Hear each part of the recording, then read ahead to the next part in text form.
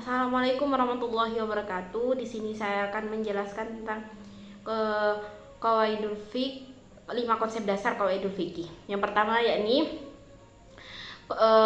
al-umru bimaqasidiha. Maksudnya, setiap perbuatan itu tergantung pada niatnya.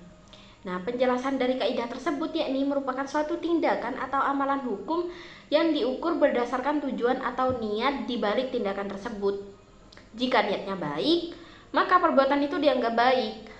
Begitu juga sebaliknya, niat itu menjadi hal yang sangat penting dalam menilai suatu perbuatan dalam Islam. Contohnya, yaitu seseorang berpuasa, namun niatnya hanya untuk diet atau kesehatan, maka puasa tersebut tidak dihitung sebagai ibadah, tapi niatnya adalah untuk takwa kepada Allah, maka puasa itu dianggap sah. Begitu juga dalam ibadah lainnya, seperti sholat. Jika seseorang sholat dengan niat untuk mendapatkan ridha Allah, maka sholat itu dihitung sebagai ibadah. Yang kedua, yakni kaidah yang kedua yakni al-masyaqqatu tajlibut taysir.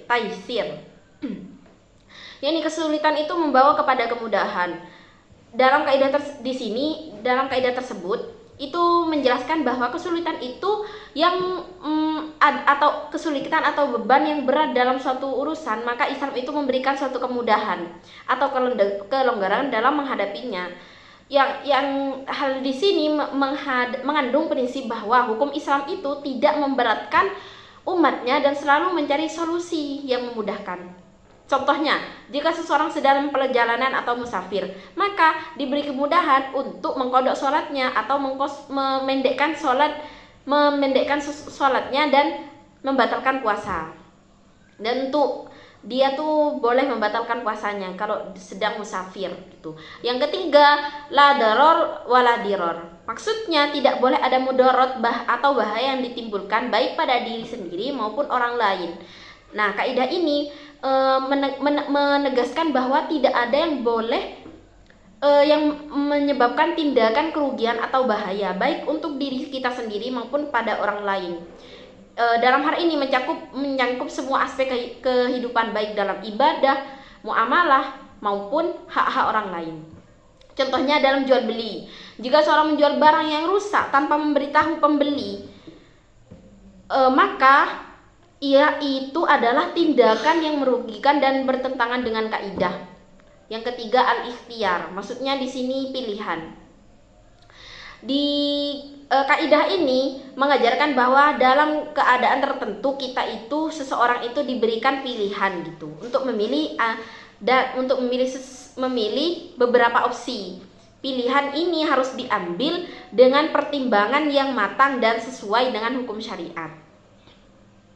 Contohnya, dalam konteks zakat, seorang muslim yang wajib membayar zakat memiliki pilihan untuk mengeluarkan zakatnya dalam bentuk uang atau barang, tergantung pada kebutuhannya dan kondisi penerima zakat tersebut. Yang ketiga, al-adatu al-mahkamah. Maksudnya kebiasaan itu adalah hukum. Artinya kebiasaan itu adalah hukum.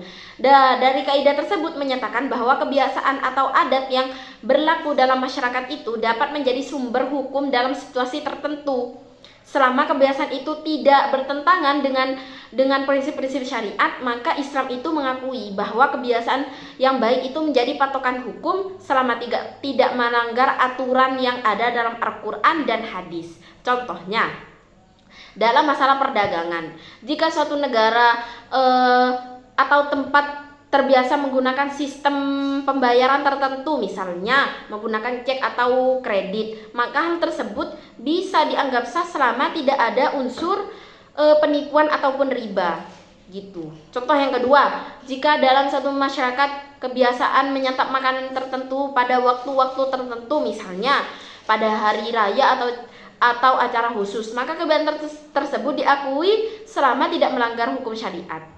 Nah, dari penjelasan 5 kaidah tersebut memberikan prinsip dasar yang memudahkan dan dalam pemahaman dan pengambilan keputusan dalam berbagai masalah hukum. Dengan mengacu pada kaidah-kaidah tadi, para umat Islam dapat lebih mudah menjalankan kehidupan sesuai dengan ajaran Islam. Cukup sekian yang saya sampaikan. Wassalamualaikum warahmatullahi wabarakatuh.